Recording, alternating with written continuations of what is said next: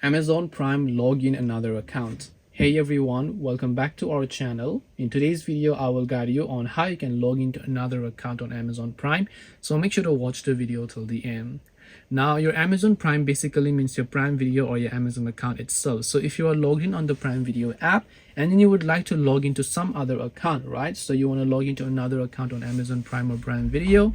All you have to do is make sure to tap the profile icon located at the top right hand side of the screen.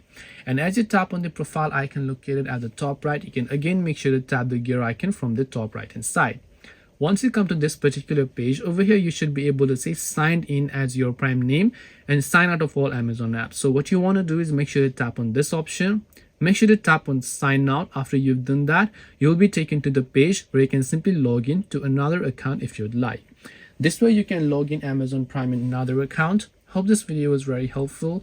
If you have got any more questions, feel free to leave them down below. Thank you for watching till the end of the tutorial and see you soon in the next video.